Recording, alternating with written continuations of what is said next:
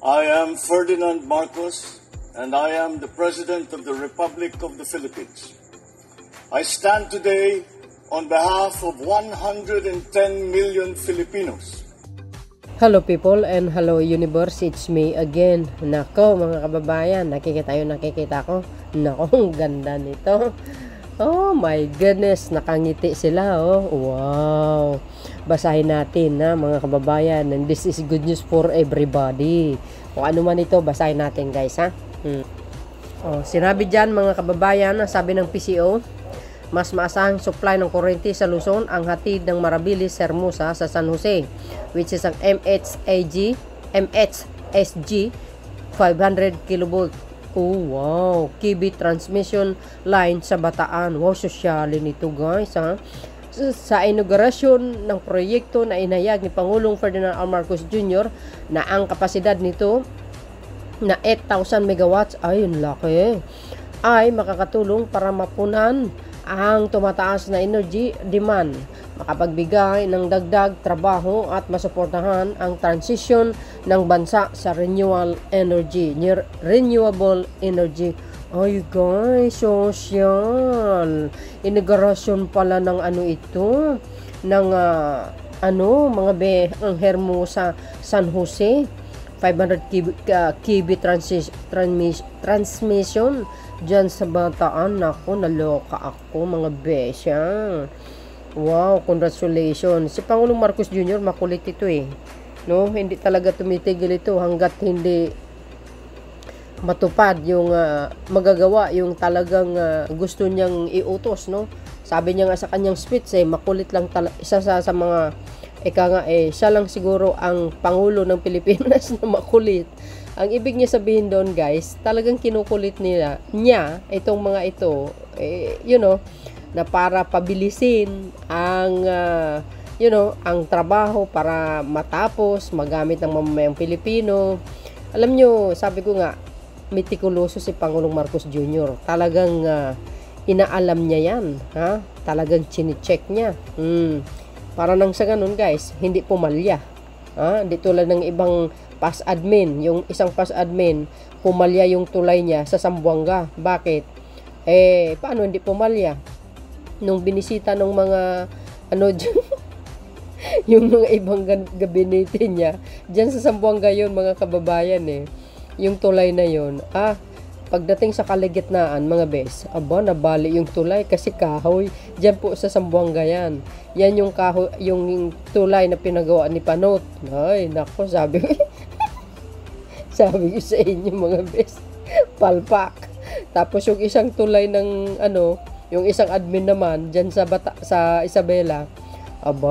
Kaganda yung tulay 600 plus million. Alam niyo nangyari, hindi din nadaanan kasi umuuga. Umuuga-uga. Palpak mga kababayan. Talaga naman Pero si PBBM, ay wag kayo guys mitikuloso ito. Talagang chine-check niya. So, hindi lang yan guys ang magandang news, kundi ito ay magki-create ng maraming trabaho, 'di ba? 'Di ba nakalagay diyan, sabi niya see? Dagdag trabaho at masuportahan ang transition ng bansa sa renewable energy. 'Di ba social? Ang ganda ng ngiti nila guys, masayang-masaya sila. Siyempre, nagkakaroon sila ng trabaho. Ganon kagaling si Pangulong Marcos Jr. Siya pa ang nag-cut ng ribbon, natural. Ayan, wow. Social. So, dahil dito guys, congratulations sa ating lahat. Panoorin nyo itong speech ni Pangulong Marcos Jr. Eto na, mga beswa. See guys, nakita nyo? Grabe, no? Wow. Wow, gandang tanawin, no? Sa Bataan, no?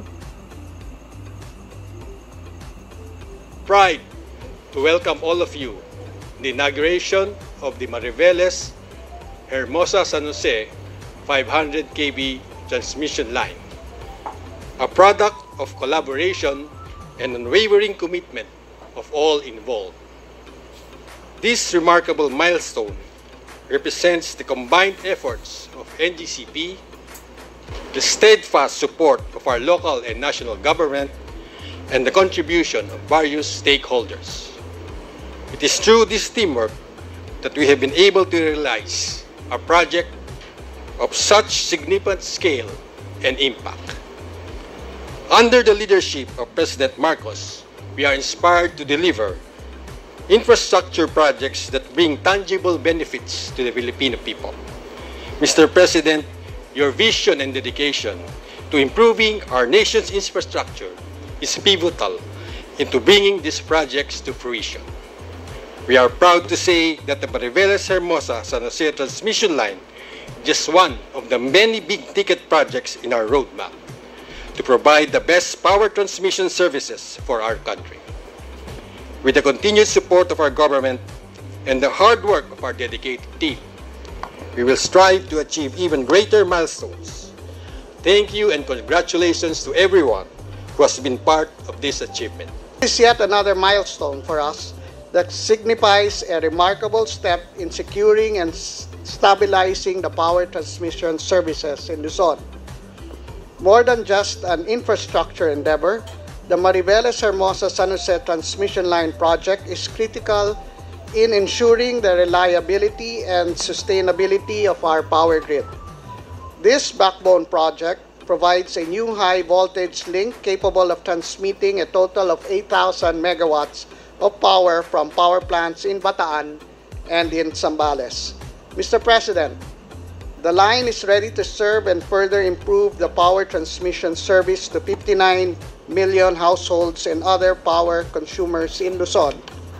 The Mariveles-Hermosa San Jose 500 kV project is a major component in NGCP's planned Luzon 500 kV transmission backbone.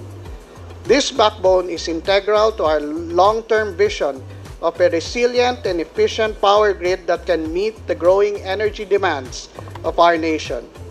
Marami po magagawa ang NGCP at marami pa kaming gagawin para makatulong na maiangat ang ekonomiya ng bansa. Asahan niyo po, Mr. President, na kaisa ng gobyerno, lagi kaming nakakahandang tumulong at sumuporta. In the past 12 months, we have successfully energized big-ticket projects like the Mindanao-Visayas Interconnection Project, the Cebu-Negros-Panay 230 kV project, and now the fully energization of the Mariveles-Hermosa San Jose kV project, capable of transmitting 8,000 megawatts of additional capacity in the country. I would also like to acknowledge the incredible teamwork and hard work and commitment of the people of NGCP, and inyong sipag at dedikasyon ang dadalhin kaya't nasasatuparan natin ang proyektong ito. Your Excellency, your commitment to improving our nation's infrastructures has been a driving force behind this success. With you, we will continue to push the boundaries of what is possible. Thank you and congratulations to everyone who has been a part of this monumental achievement. The Mariveles-Hermosa San Jose 500 kV transmission line is now ready to serve. Mabuhay tayong lahat, and thank you God for all the projects that you have given us.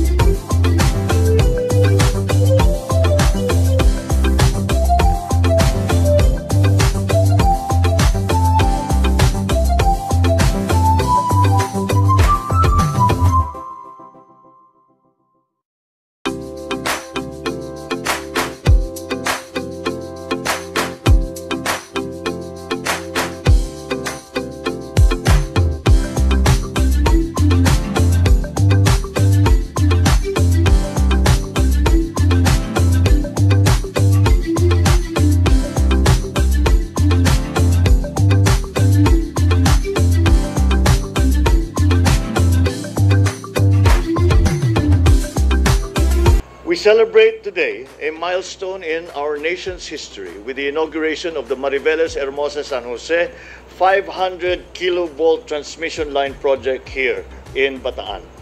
This development involves more than 275 circuit kilometers of overhead lines supported by nearly almost 400 towers and 2 new substations, a total line transmission capacity of 8,000 megawatts.